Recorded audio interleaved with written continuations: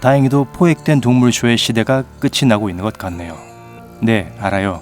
이것이 옛날에는 그런 동물들을 볼 수 있는 유일한 방법이었고 사람들은 호기심 많았고 또 돈이 되는 장사였습니다. 하지만 시간이 흐르면서 사회는 이런 일들의 진전을 보였는데요. 동물들이 야생에서 자연스럽게 있는 것을 보는 것이 훨씬 더 인도적인 건 말할 나위도 없고 훨씬 더 재미있지요. 그리고 비디오와 라이브 웹캠 덕분에 오늘날 우리는 이걸 쉽게 볼 수 있고요. 이제 돌고래에 대해 이야기해 봅시다. 왜냐하면 아직도 많은 돌고래들이 쇼를 위해 갇혀있기 때문입니다. 평균적으로 돌고래는 20 내지 30년 동안 살며 갇혀있는 돌고래는 그 시간에 절반밖에 못 삽니다. 하지만 쇼는 계속되어야 하기 때문에 새로운 돌고래로 대체될 뿐이죠.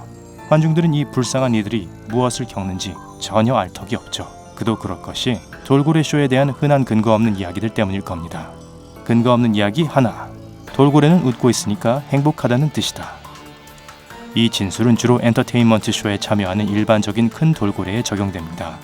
그들은 친근한 외모와 복잡한 묘기를 배우는 능력 때문에 쇼 동물로 선택되었습니다. 그러나 끊임없이 쾌활하고 행복한 생물일 것이라는 환상을 만들어내는 그들의 미소는 턱의 해부학적 구조로 인한 것에 불과합니다. 사실 돌고래들은 관중들을 즐겁게 하는 것을 좋아하지 않아요. 돌고래들은 항상 웃어요. 삶에 만족할 때건 삶을 견딜 수 없을 때건요.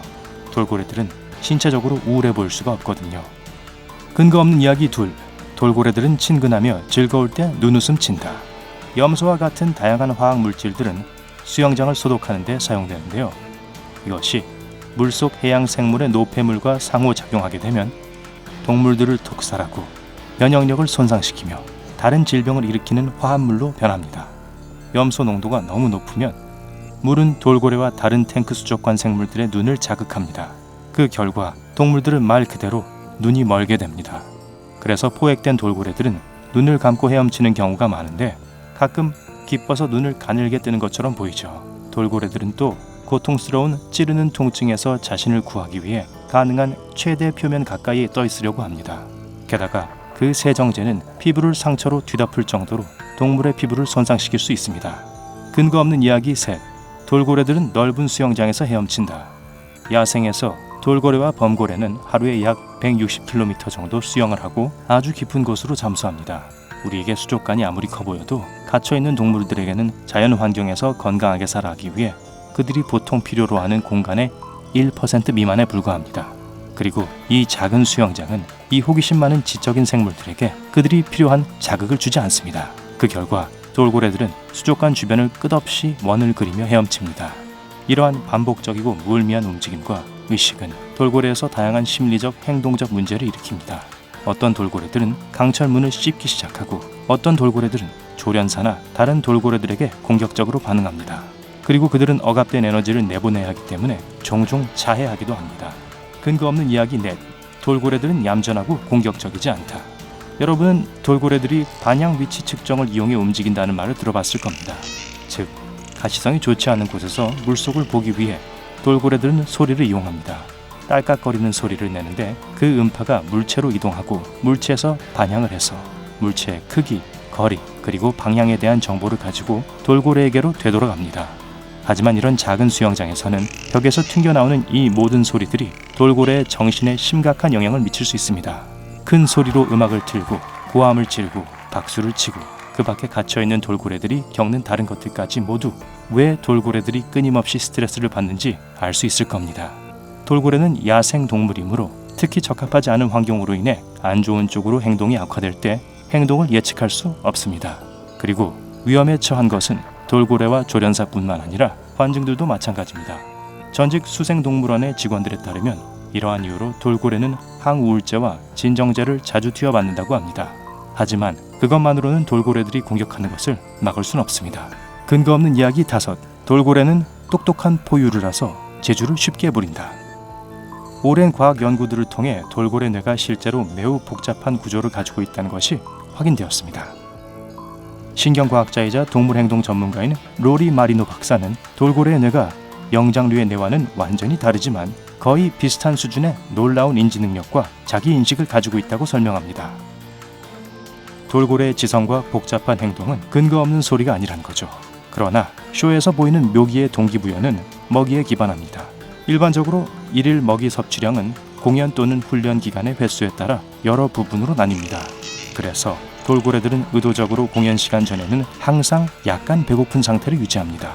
돌고래들은 열심히 일하지 않으면 먹이를 얻지 못할 것을 이해합니다.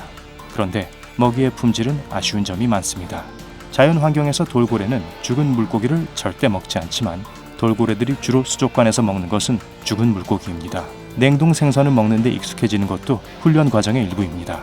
근거 없는 이야기 6. 돌고래들은 수족관과 해양 수족관에서 편안함을 느낀다. 야생에서 돌고래는 대부분의 시간과 에너지를 돌고래 간의 관계를 찾고 그것을 유지하는 데 씁니다. 2009년 네바다 대학의 과학자들은 큰 돌고래의 사회적 행동에 대한 전체적인 연구를 수행했습니다. 그들은 이 포유류들이 큰 집단이나 대가족을 이루며 산다는 것을 결론지었습니다. 돌고래의 사회적 지위는 그 돌고래가 속한 사회적 그룹에 달려 있으며 결코 동일하게 유지되지 않습니다. 여러분은 포획된 돌고래가 숨막히게 아름다운 묘기를 부리며 물 밖으로 뛰어오르는 것을 볼 수 있습니다. 하지만 야생에서 이 묘기를 수행하는 것은 그룹의 리더만이 하는데 이것은 여행을 시작할 때라는 것을 나타내기 위한 것입니다. 그래서 사회화는 돌고래들에게 성취감을 주는 삶의 필수적이고 복잡한 부분입니다. 돌고래를 다른 여러 동물들과 함께 밀폐된 곳에 두는 것은 방 안에 사람을 넣고 낯선 사람들과 상호작용하도록 강요한 것과 같습니다. 돌고래에게 누구와 관계를 맺을지 선택할 자유가 없는 거죠. 이 모든 것은 돌고래에게 엄청난 정신적 긴장감을 줍니다. 사실 인기 TV 시리즈 플리퍼에서 일했던 조련사는 스트레스로 자신의 품에서 돌고래가 죽었을 때 자신의 학생들이 감금되면 직면하게 될 위험을 깨달았습니다. 전직 조련사가 마음을 바꾸고 동물을 보호하고 포획 및 상업적 착취에 반대하는 경우는 매우 일반적입니다. 이들은 종종 실제로 뒤에서 무슨 일이 일어나는지 알려주는 최고의 소식통입니다. 근거 없는 이야기 7. 이동식 돌고래 쇼는 야생동물을 탐험하는 좋은 방법이다. 이미 알고 있듯이 세계에서 가장 큰 탱크조차도 이 동물들의 자연 서식지를 재현할 수 없습니다. 이동식 쇼의 경우 돌고래에게 더 많은 스트레스와 해를 끼치는 것이 분명합니다. 한 번 이동할 때마다 자신보다 크지 않은 어두운 탱크에서 동물들은 5 내지 8일을 보냅니다. 그리고 종종 그런 작은 수족관을 혼자가 아니라 한두 마리의 다른 돌고래와 나눠 쓰기도 하죠. 이동식 쇼의 흥미로운 점은 위험에 처해 있는 것이 돌고래뿐만이 아니란 거죠. 조지아 수족관의 해양 포유 동물 병리학자에 의한 2014년 연구에 따르면 포획된 동물의 미생물은 인간에게 특히 위험하다고 합니다. 박테리아와 병원균은 여러분이 돌고래와 함께 사진을 찍거나 심지어 관중에게 튀는 오염된 물로 인해 쉽게 접촉을 통해 전염될 수 있습니다. 근거 없는 이야기 8. 돌고래들은 치유의 힘이 있다. 돌고래 치료 요법은 종종 돌고래와 수영을 포함하며 때로는 다른 교육운동과 동반됩니다. 이러한 프로그램은 적어도 여러 과정으로 만들어져 있는데요. 돌고래 수족관은 특히 치료가 필요한 어린이들을 위해 이 서비스의 홍보 및 광고에 적극적으로 참여하고 있습니다. 사실 인기가 너무 좋아서 6개월 전에 미리 신청해야 할 경우가 많습니다. 돌고래 치료의 이 점에 관한 연구는 이 효과라는 것이 실제로 정말 있다고 해도 사실은 단기적이고 일종의 플라시보 효과라는 것을 고려하지 않고 있습니다. 대부분의 경우 여행에 대한 흥분, 환경의 변화, 각별한 관심과 기대, 그리고 돌고래의 미소와 자비로움에 대한 환상이 가장 큰 원인이 됩니다. 돌고래 치료에 대한 반론 중 하나는 사람들이 이러한 치료 과정 중에 돌고래에게 종종 공격을 받는 경우가 있다는 것입니다. 돌고래 사업의 어두운 비밀을 드러내는 여러 종류의 다큐멘터리가 있습니다. 오스카상을 수상한 더 코브 같은 영화 말입니다. 하지만 심지어 영화를 보고 나서도 어떤 사람들은 동물들을 자유롭게 풀어주면 야생에서 곧 죽을 거라고 주장합니다. 글쎄요, 진짜로 위험할 수도 있고 적응 과정이 어렵고 많은 노력과 시간이 필요하겠지만 포획된 돌고래는 자연 환경에 다시 보내질 수 있습니다. 하지만 사람들이 이 모든 것이 가족 친화적인 재미거리라고 생각하면서 계속 표를 사고 돌고래 쇼에 간다면 그런 일은 결코 일어나지 않을 겁니다. 그럼 여러분은 어떻게 생각하시나요? 돌고래 쇼가 법적으로 금지되어야 할까요? 댓글에 모든 사람들이 알 수 있도록 여러분의 생각을 적어주세요. 오늘 새로운 것을 알게 되었다면 이 동영상에 좋아요를 누르고 친구들과 공유하고 구독 버튼을 눌러서 삶의 밝은 면과 함께하세요.